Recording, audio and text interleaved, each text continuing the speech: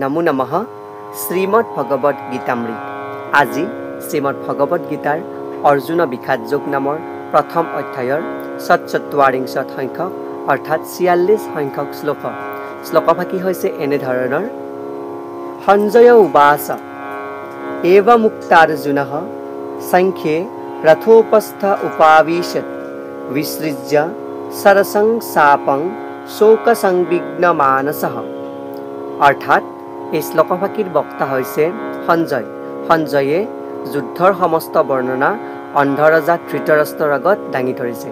শ্লোকভাগীৰ সৰল অৰ্থ হৈছে এনেধৰণৰ: সঞ্জয়ে ক'লে, অৰ্জুনে এইদৰে কৈ হাতৰ ধনুষৰ পেলাই থৈ শোকত অভিভূত হৈ মনৰ দুখেৰে ৰথৰ আসনখনত বহি পৰিল।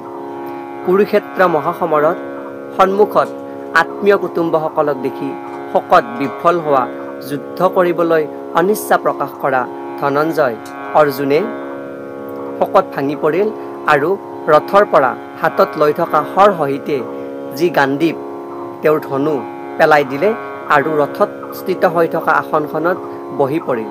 ইয়াৰ মাজেৰে অৰ্জুনৰ কৃষ্ণ ভাৱনা আৰু ধৰ্মীয় ৰীতি নীতি বৰ্ণাশ্ৰম ধৰ্মৰ সমূহ নীতি আদৰ্শক পালন কৰা শ্ৰেয়তা বা আত্মীয় অনুশীলন বা আত্মীয় স্বভাৱৰ চৰম নিদৰ্শন কৃষ্ণ ভাৱনাৰ মাজেৰে দাঙি ধৰিবলৈ চেষ্টা কৰিছিল।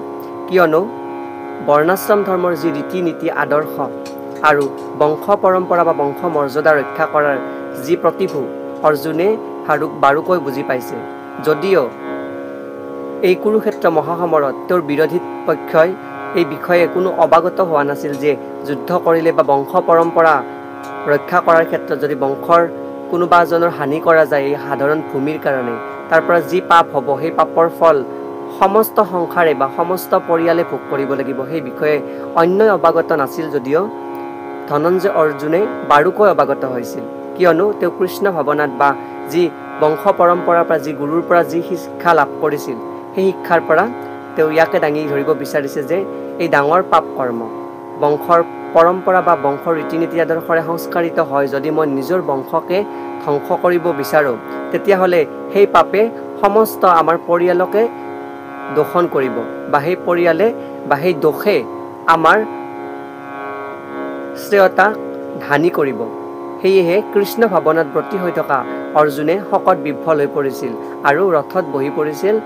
বহিয়ে সমস্ত যুদ্ধ নিৰীক্ষণ কৰিব ধৰিছিল যে এনেকুৱা যুদ্ধ হ'লে সমগ্ৰ বংশৰ বা আমাৰ সমস্ত বংশৰ নাশ হ'ব আৰু জগতত উদাহৰণ হৈ ৰ'ব। সেয়েহে এই বৰ্ণাশ্ৰম ধৰ্মৰ ৰীতি নীতি আদৰ্শক মই ধ্বংস কৰিব নোৱাৰোঁ, সেয়েহে মই যুদ্ধ নকৰাই ভাল। ইয়াৰ পৰৱৰ্তী অধ্যায় হৈছে সাংখ্যযোগ। সাংখ্যযোগৰ আৰম্ভণিলৈ আপোনালোক সকলোকে স্বাগতম জনাইছোঁ। আশা কৰোঁ সুদিহা পৰামৰ্শৰে মোক আগবঢ়াই লৈ যাব। ধন্যবাদ।